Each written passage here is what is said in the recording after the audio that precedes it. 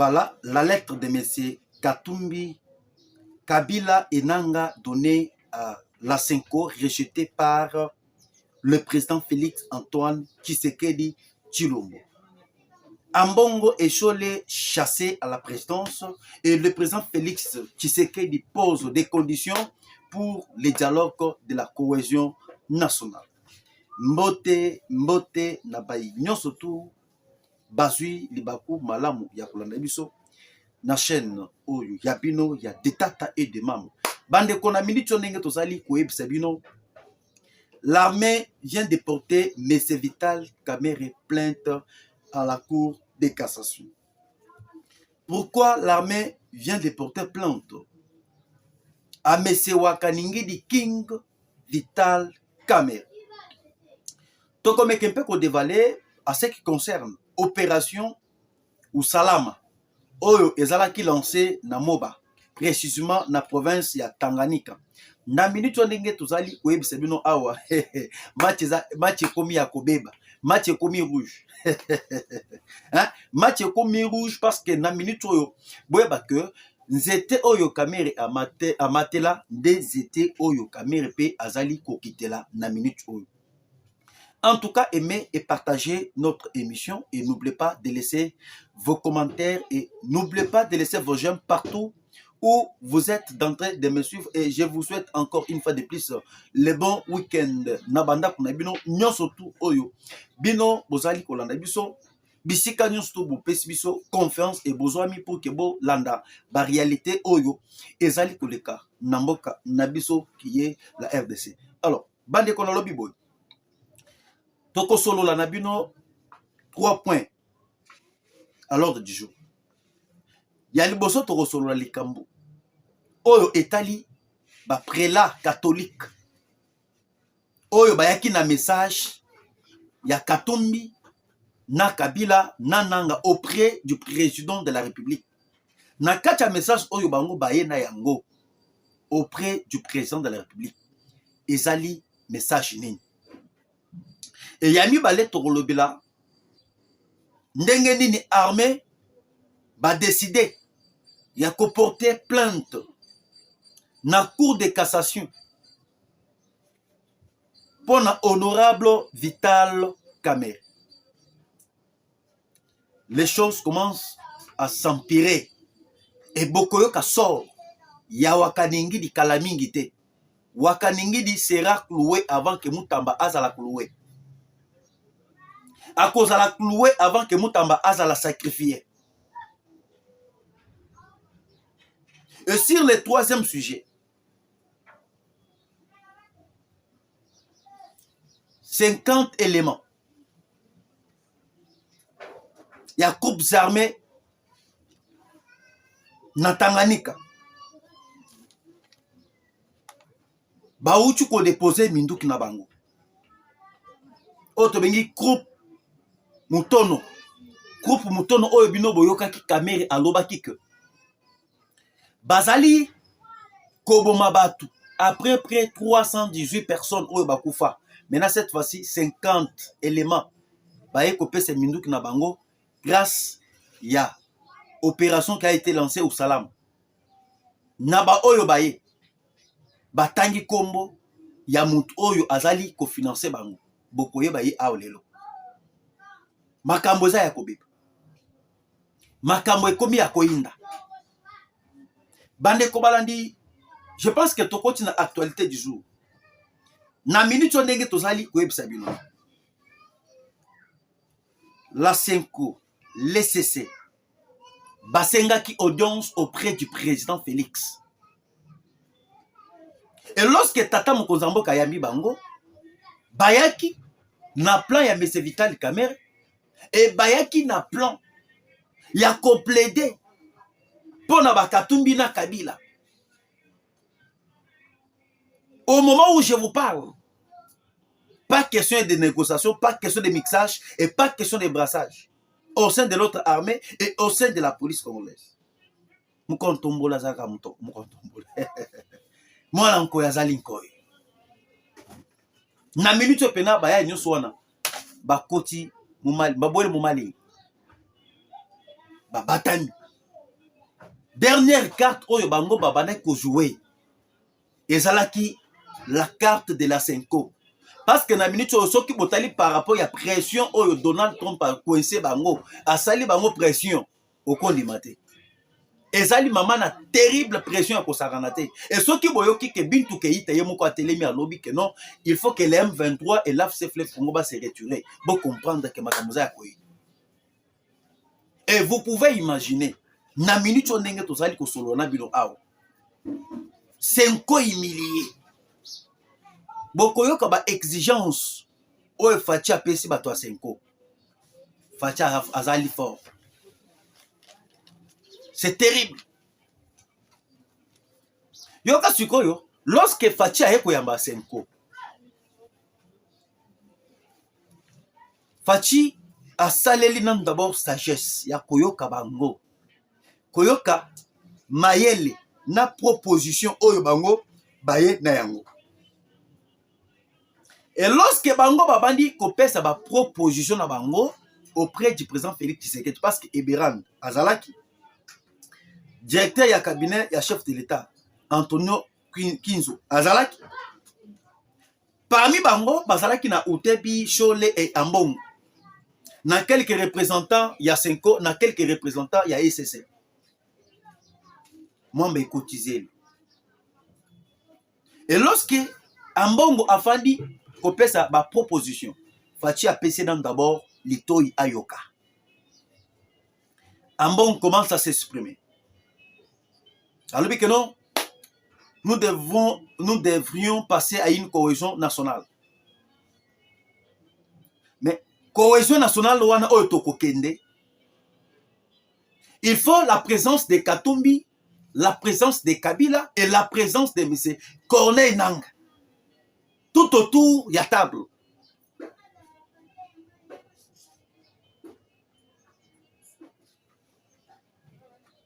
Et en plus, Ambongo, ndenge bango bazalaka toujours na lokoso. Ndenge bango balingaka mbongo. Alinga mbongo. Ambongo est allé encore plus loin ya koyebisa tata mokozamboka que il nous faut encore un moyen. Oyo ekoyede biso. Na makam oyo etali consultation. Parce que na consultation oyo toko lancer, il faut to kende libanda, to luka Kabila, to luka Katumbi, to lukananga, to consulter bango bazo kolingani. Pour que to fana na table moko, to fana to solo na bango. Et lorsque Fachi amiki kosenga kotuna Ambongo. Mais consultation oyo bino bozali kosenga Ambongo, il faut combien? Wana sikoyo Ambongo a telemi à lobby que non, il nous faut 250 millions de dollars américains.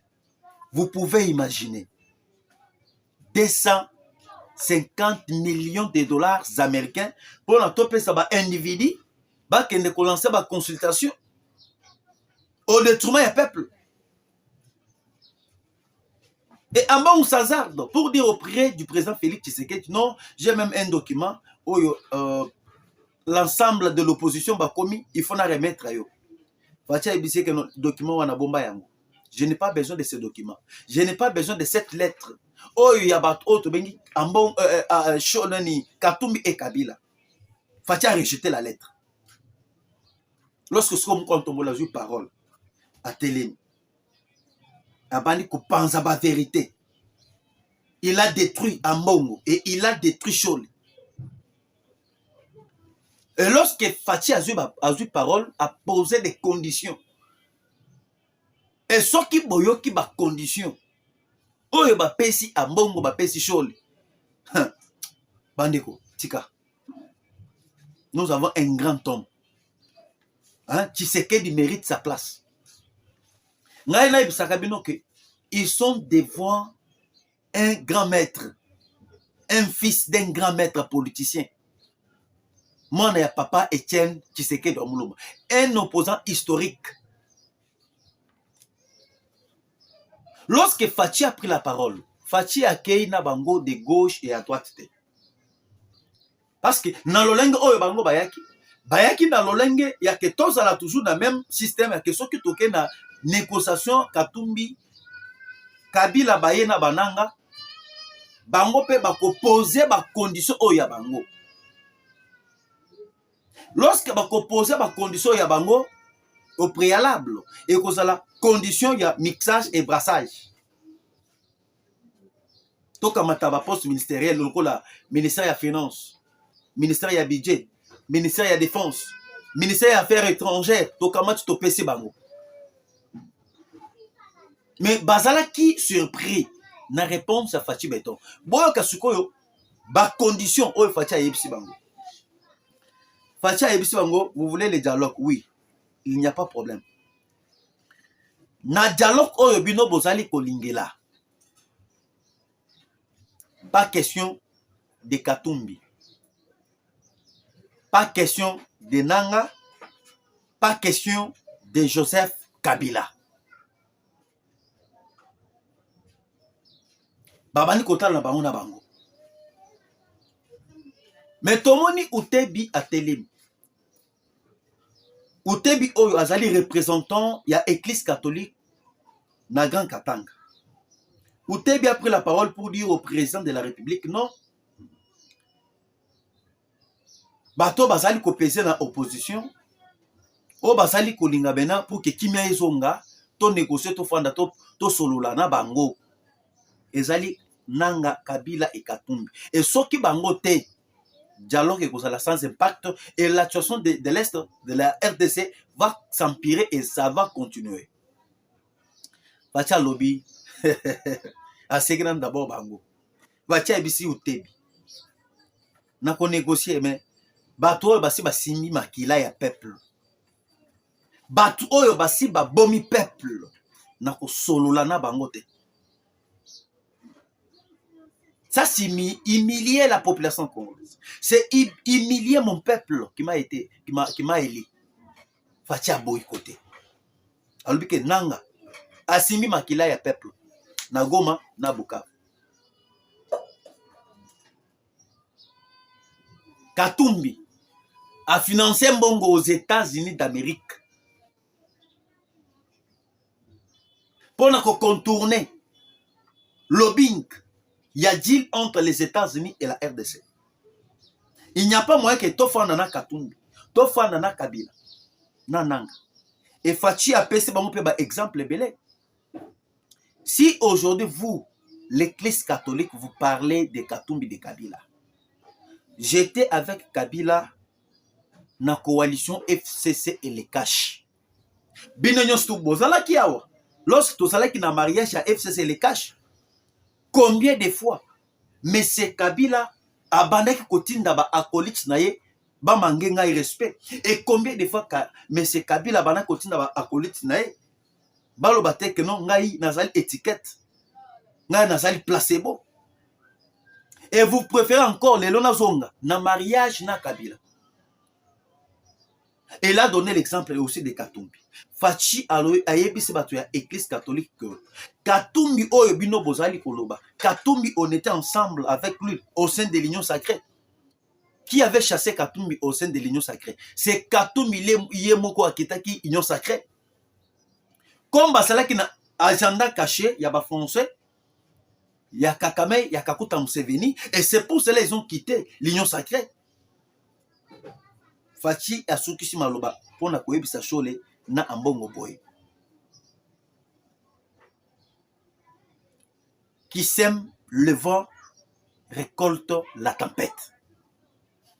Ça dit beaucoup. Et ça dit beaucoup. Au moment où je vous parle, Bande Kobalandi, nous surtout il y a Olivier les news à télévision. Fachi a baissé dans conditions. Dialogue, pas question, il y a Kabila, Katumbi et Nanga. Et Fachi ajoute encore, devant les prêtres de l'Église catholique,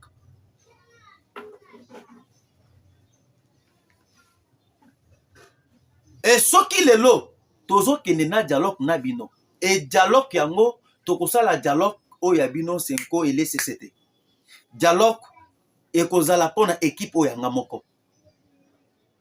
Et ce qui tolingi tozo, ba représenter à Senko, ba représentant, il y a SCC, pas vous. vous les deux. Entre toi et Choli. Attends, mon tomote. Akokota na négociation, akokota na mamoteli dialogue, akozo imperium ya dialogue, ya négociation. Bato bakozala censé ba piloter dialogue. Ezali Dodo Kamba, le pasteur Dodo Kamba. Et Berand. Et bako kamba ta fachi alobi yemoko akosala choix ya bato oyo bazali ose ya SCC et yemoko akopona bato oyo bazali ose ya Senko. Mais pas question ya Chole et pas question ya Ambong. Kopesili. Kopesili.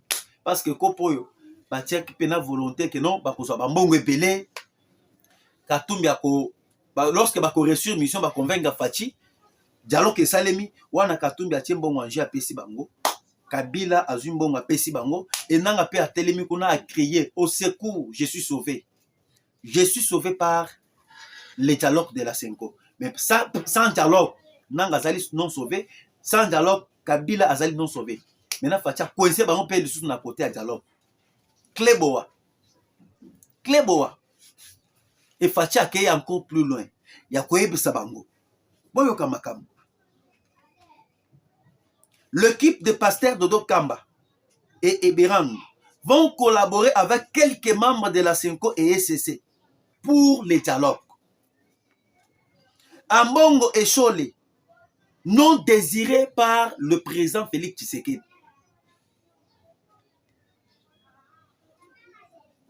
Fachi abisi bango. Bino lelo bolo bela makambo etali dialogue. Et bon, c'est nga financer bino et pas gouvernement congolais. Atali Ambongo atali Chole. Mais na moni ba rapport ba pesinga et pas chef. Ba rapport oyo ba pesinga ya ba détournement. Mbongo eza wapi? Sko Ambongo azo beta misu Chole beta misu o azotala oyo. O azotala oyo. Pona likambo oyo bimi ba rapport oyo IGF apesaki ya Mbongo ba pesaki ba pour que ba tonga ba diocèse. Ba tonga pena ba école na compte ya Senko na compte ya église catholique.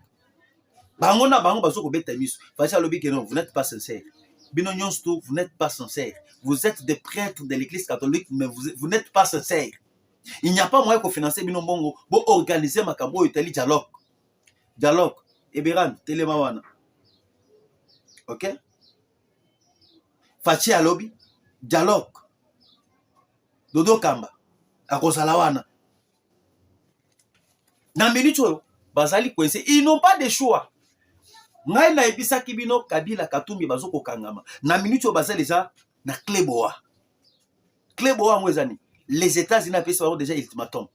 Le 27, ils vont signer l'accord avec les États-Unis. Et le Rwanda va retirer ses troupes. Bon, mona ki mwana Museveni ayakiao. Mwana ya Museveni, Moski Unagaba. Mwana Museveni ayawa, bango mibale entre le Rwanda et Ouganda. C'est bango de bazalaka à la base. Il y a une base arrière, il y a pour soutenir AFC Congo, il y a pour terroriser le peuple congolais. Mais moi, Museveni est venu ici. Pourquoi moi, Museveni a yakiao? C'est par la demande des États-Unis d'Amérique. Les États-Unis ont dit moi, Museveni. Kende kuna. Makambo ezali déjà kuna na kacha Congo. Bo freine te bo kende. Moi, Museveni a yembango. Na moni ndenga azali ko kata lo sac auprès du président Félix Tshisekedi. Otal pena bo azo kolenga. Aza kolenga devant le président Félix. Babundisaka mwana ya Nzambe te. Vous pouvez faire tout et boyaba que destin ya Nzambe ezali kaka destin ya Nzambe. Et ce n'est pas tout le monde. Oyo babota bango ou soit oyo bakela bango bazala ba président de la République. Ndenge tozali na kati ya mokili awo muntu na muntu nyonso to azali na attribution na ye. Muntu akozwa lipamboli le même jour te tokobotama jour moko ou soit tobotami même heure mais tokozwa lipamboli jour moko te. OK? Nzambe aponi ke Fachi azala président. Comme preuve a souhaité ki kozwa minduki te. Tshisekedi azwa ki pouvoir na minduki te. Et lelo ezali ko compliqué bango pourquoi? Parce que bazo préférer bazo na minduki. Lelo ko pe faré. Les États-Unis a coincé bango ebisi bango bo kité. Tandis que plan oyo bango bazalaki na yango ezalaki plan ya minduki. Maintenant ba coincé bango na minduki et bazali obligé de rentrer au pays. causons au pays, il faut maintenant pas un système de négociation et de dialogue où bazal complété par Katou et par Senko. Maintenant Senko ya mwana facha boyam. Sort ya Katou mezandengini. Sort ya Kabila, sort ya Nanga.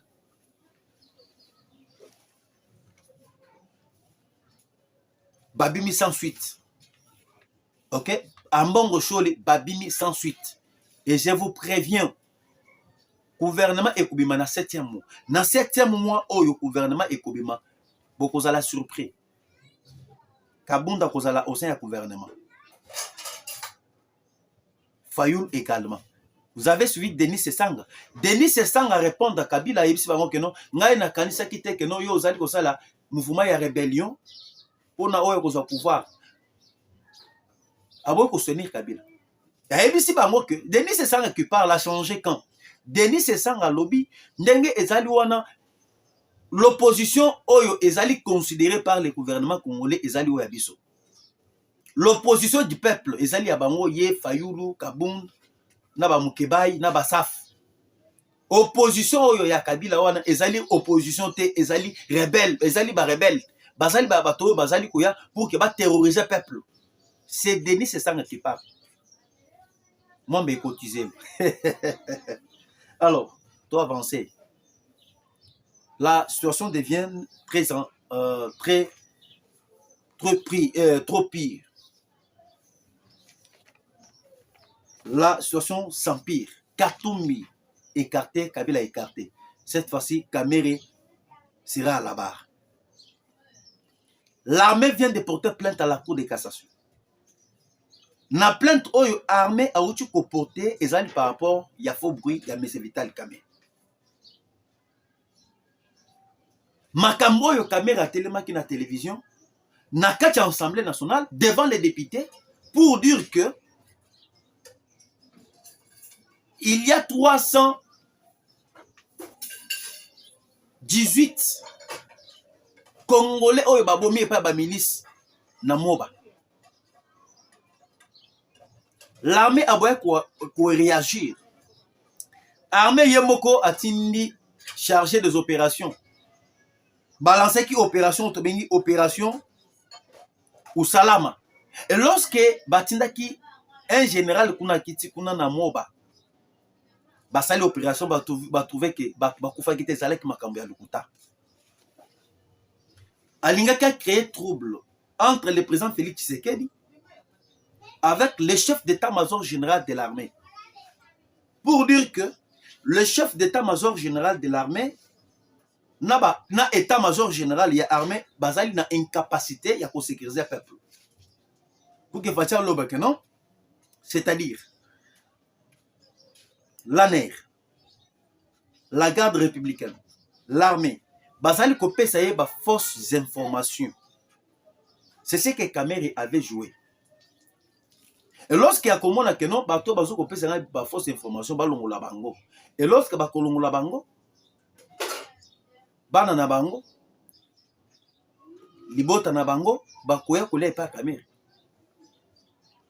Yango boyoki armée pona likambango, oyo Kamerhe a koseli bango makam. Batelemi, balobi, il faut que Kamerhe asambana armée. Il faut qu'il y ait asambana armée pour la faux bruit. Aya kola ki sa ba preuve, il y a 318 personnes oyo bakufa ki na Moba. Et je vous confirme, les lots, nous sommes les dimanches. Presque 50 milices. 50 milices, il y a Moutono. Il y a Coupe Moutono. Baoutu ko déposer Minduki na bango. Ba déposer Minduki na bango. Ba photo ezawana. Na ko tshele bino ba photo. Ba déposer Minduki na bango. Na maboko ya colonel oyo batindi kuna na mission. Et balobi biso tozali na problème te. Tozali awa tokotaki déjà. Et tokotaki batuni bango bokotaki awa ndenge nini e bokomaki ndenge nini. Et Minduki bozwaka pe ndenge nini. Dia bandi ko pesa ba carte. Alobi il y a quelques chefs coutumiers. Oyo bazwaka bambongo epa ba Katumbi epa ya ba Kabila. mais ba chef coutumier wana ba na système yake ba tia biso biloko moko ya bokoko ya nzoto et tout konzo pour que to bana ko sala barrage contre FARDC. Soki ke lelo FARDC azali ko bete biso ata masasi na nzoto et kokota te. Mais financement e utaka libanda et pas ya Katumbi na Kabila et ba chef coutumier wana bazali ko zwa mbongo nyonso wana bazali ko recruter pena ba jeune. Et batuni bango sikoyo ba ebele bazali wapi ba mosusu ba camarade na bino oyo bino bozali ko coopérer na bango. Nde abandi ko dévaler ba secret à lobby ba mosusu bazali na ba résistance. Il y a un honorable oyo azali na kati ya Assemblée nationale. Batuni honorable oyo azali na kati ya Assemblée nationale kombo na ye nani? Aboyi Koloba. Aboyi Koloba. Et lorsque nazali ko sala ba analyse ndenge alobi que non honorable oyo azali au sein ya Assemblée nationale. À cause de la nani? Point d'interrogation. Et si j'essaie un peu de réfléchir encore, imaginez-vous likambo oyo etali Katana. Lorsque Katana elingaki kwe na maboko ya ba M23, Caméra avait déjà annoncé l'arrivée ya M23 na Katana. Et le lobo yoki lisusu na makambo oyo etali moba. Caméra a annoncé ça devant le Parlement, c'est-à-dire honorable wana ya wana yebani. Oyo honorable oyo ba milice oyo ba uchi kokanga na moba oyo ba uchi kotanga, c'est-à-dire ye wana. Et na minute onenge tozali koyebisa bino bandeko balandi. Et boyeba que batu wana basi bakangami deya na motambo ya fachi. Ngana yebisa bino que les Américains ou soit les Occidentaux ne soutiennent pas les groupes armés au monde. Bokanga eloko nazali koyebisa bino. Bato ba souteneka groupes armés ezala toujours ba soi-disant ba autochtones. Je ne mâche pas les mots. Kabila azali na groupes armés. Katumbi azali na groupes armés. Kamere azali na groupes armés. Rouberoi azali na groupes armés. Moïse Nyarugabo azali na groupes armés. Bango na bango ba créer ba milice na bango pona ko déstabiliser toujours mboka. Et ba créer ka ba groupes armés wana pourquoi? Pour que bazalaka na appui ya communauté internationale. Au cas où si un gouvernement congolais a dérapé, na demande ou soit na exigence ya communauté internationale, et bango ba recourir na ba autre bengi groupes armés ya ba milice na bango, ba appuyer bango et pas communauté internationale et ba créer des cas. Ba s'imposer maintenant au gouvernement congolais. Ndenge bomonaki ba Kabila da ba Katumbi ba salaki yango. Croyant qu'ils vont réussir. Mais ba échouer na plan na bango, ba échouer na mission na bango. Ba échouer parce que bazali devant un dinosaure. Lelo Fachi a sauvé la République. Fachi, c'est un homme qu'on doit apprécier, qu'on doit mettre des fleurs. Parce qu'aujourd'hui, les Cambo et mixage et brassage et zali li sous-souté. À la place token na mixage et brassage. Et zali li sous-souté et cette fois-ci tozo ken na système il y a dialogue direct aux États-Unis d'Amérique. Le 27 août, nous avons ambiance toko sepela. Bokoyoka toko sepela. Et les loges, je vous confirme actuellement. Le M23 bazali na en débandade totale. Babani ko jeté ba éponge na bango. L'AFC M23 plusieurs M23 et AFC et commis mwana bendana. Bakomi kolongola bateni bango moko. O Kabila kosa biso toyeba kite. Parce que ali makambo ezali ko kendele, boyeba ke bako kanga batebele parce que na minute oyo par rapport à ba enjeu de l'air. Les États-Unis d'Amérique azali déterminé et ayebisi bango que il faut que bango ba se retirer. Et ceux qui bango ko se retirer vont frapper. Sans blague. Uganda zo retirer da batnaï. Jusqu'à Bunagana. Mburemani, Minova, Sake, Kimirinzi, hein? Nyanzale, ti na Bunagana bazo retirer bato na bango. Et lorsque les 27 ont signé avec le Rwanda, et le Rwanda a cause la obligé à retirer puis bato na. Et lorsque Rwanda a retiré, Uganda a retiré, sort ya Kabila nananga ekozala ndenge nini. Et na minute oyo, c'était le Rwanda kabana ko pesa bango ba minduki, ba munitions de guerre, ba bunda. Maintenant lorsque le Rwanda a signé, a repesa bango ba munitions de guerre, parce que Rwanda souka meki ba sanction économique contre lui. Les États-Unis ont besoin ya que Congo ezali na centre. Congo etombwam. Ba contrôler ba tia ba base na bango na kati ya Congo. Pour que bazala na contrôle ya ba pays frontalier o ya RDC. Beaucoup de puissance au Congo et kokoma na yango aux jours à venir. Lorsque le Congo a été négligé par les Américains, le Rwanda a commis ici Bamboka ebele ba grande puissance. Le monde est commis multipolaire.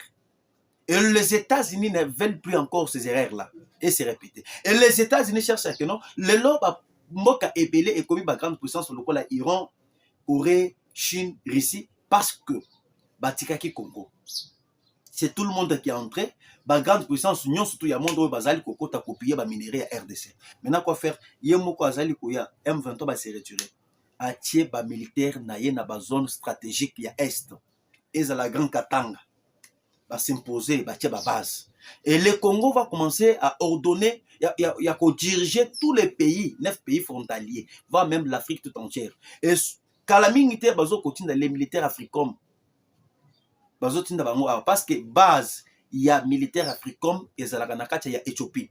Au moins déjà le nouveau chef d'État, le nouveau commandant africain à Kendaki na Éthiopie pour que bakotana na chef d'État-major général na ministre de la Défense ya Éthiopie. C'est un Américain. Azoya Ao. Bazo tia base ya États-Unis et Africom Ao. Africom c'est une base africaine soutenue par les Américains. Bazoya. Et en Boyoka qui Donald Trump avait donné $1 milliard américains pour accélérer batonga ambassade des États-Unis. Parce que l'ambassade bazali kotonga na côté à Chaumba.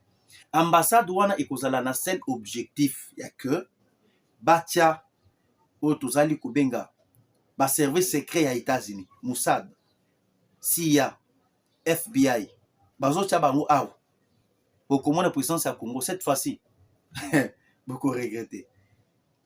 Pour comprendre que Fachi avait l'idéologie de faire avancer le pays. Alors, na minute bozali koyoka bato, tozolinga to chuter par là. Bato bazali koloba que non Fachi n'a rien fait depuis qu'il a été au pouvoir. Papa, nazali koyebisa bino que Fachi asali makambo belé. Fachi asali makambo belé. Lelo je vais vous informer que botala Zando, botala Congo, un grand pays comme ça en Afrique centrale, totikala kozala na wenze ya malonga te. Wenze ya malonga etikala kozala te.